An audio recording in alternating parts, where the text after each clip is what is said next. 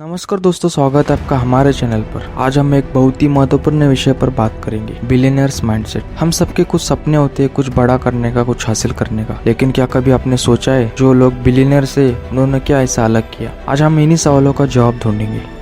Number 1, clear vision. सबसे पहले और सबसे महत्वपूर्ण चीज है क्लियर विजन। आपका अपना विजन होना चाहिए। आपको क्या करना है, कैसे करना है और क्यों करना है और क्या बनना है, ये सब आपको पहले से ही पता होना चाहिए। जो लोग बिलियनर्स होते हैं उनको पहले ही पता होता है कि वो लोग क्या करने वाले। रतन टाटा जी ने जब अपनी पहली पैसेंजर कार इंडिका 2001 में बाजार में उतारी थी, जैसे उन्होंने सोचा वैसे हुआ नहीं। इंडिका लॉस में चली गई। तब रतन टाटा जी ने डिसीजन लिया कि ये टाटा मोटर्स फोर्ड को बेच देंगे। तब रतन टाटा बिल फोर्ड से मिलने अमेरिका चले गए। बिल फोर्ड ने कहा, हम आपकी ये कंपनी आपसे खरीद कर बहुत बड़ा एहसान कर रहे हैं आप पर। रतन टाटा को ये बात चुभ गई। उसी रात रतन टाटा उनकी पूरी टीम के साथ इंडिया आ गए और एक विजन बना लिया।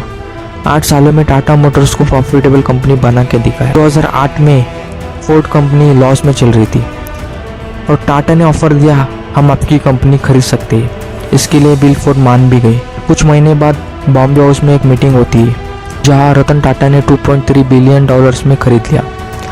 तब बिल फोर्ड ने कहा, आप हमारी कंपनी हमसे खरीदकर हम पर बहुत बड़ा एहसान कर रहे हैं। और इन सारी कंपनी को रतन टाटा जी ने प्रॉफिटेबल भी बनाया। इसको कहते हैं विजनरी, जिद, पागलपन।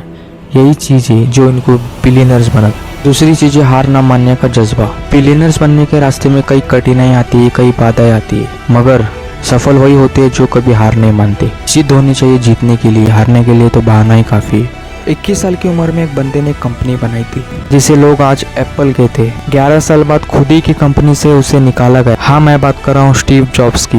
ये बंदा कहता है कि मैं बर्बाद हो चुका था, मुझे कुछ समझ नहीं आ रहा था कि मैं क्या करूँ। लेकिन वो कहते हैं ना, जिद भी जरूरी है इन मुकद्दरों के इन बाजार में, क्योंकि यहाँ इरादों की कीमत इंसानों से ज्यादा होती है। फिर कुछ महीने बाद स्टीव जॉब्स ने नेक्स्ट और पिक्सर बना दी। ये साबित कर दिया कि अगर इंसान के पास इच्छा शक्ति हो ना तो कुछ भी कर सकता है। इन कंपनियों को इतना ग्रो करा दी कि इसे आज हर कोई जानता है। और फिर एप्पल को भी अपने कंट्रोल में ले लिया। इसे कहते हैं हार ना मानने का जज्बा। तीसरी चीज है स्मार्ट इन्वेस्टमेंट। बिलियनर्स हमेशा सही जगह इन्वेस्ट करते हैं, इसलिए वो लोग बिलियनर्स होते हैं। पैसों को इन्वेस्ट करना सीखो जो आपको उससे 10 गुना आउटपुट दिला सके। दोस्त, अगर तुम्हारी उम्र 18 से 26 साल के बीच में है तो जितना हो सके खुद पर इन्वेस्ट करो। अपने स्किल सेट पर काम करो, कम्युनिकेशन, नॉलेज, कुछ नया सीखो। कहते हैं वॉरेन बफेट को शेयर मार्केट का गुरु माना जाता है। उन्होंने स्मार्ट इन्वेस्टमेंट के बदले अपार संपत्ति कमाई है। चौथी चीज है टाइम मैनेजमेंट। समय का गलत इस्तेमाल बिलियनर्स कभी भी नहीं करते। वो जानते हैं कि टाइम कितना कीमती है।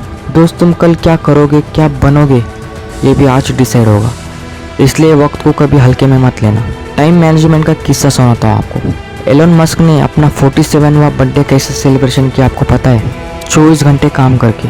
जी हाँ, 24 घंटे काम करके। एलन मस्क का पूरा स्टाफ जहाँ उनका वेट कर रहा था कि एलन मस्क आएंगे और सेलिब्रेशन करेंगे, मगर एलन मस्क नहीं आए। वो पूरा 24 घंटे काम करते रहे और खुद को 24 घंटे काम करके गिफ्ट दिया। यही चीज़ है जो उनको बिलियनर्स बनाती है। पांचवी चीज है सीखने की आदत। जो बंदा हमेशा कुछ नया सीखते रहता है वो कुछ भी कर सकता है। सीखने की भूख होनी चाहिए। जो सीख रहा है वो जिंदा है और बाकी तो जिंदा लाश है। खुद को इम्प्रूव करो। बिल गेट्स हर हफ्ते एक नई किताब पढ़ते हैं। वो मानते हैं कि ज्ञान सबसे बड़ी शक्ति है। हर साल बिल गेट्स 50 किताबें पढ़ जाते हैं।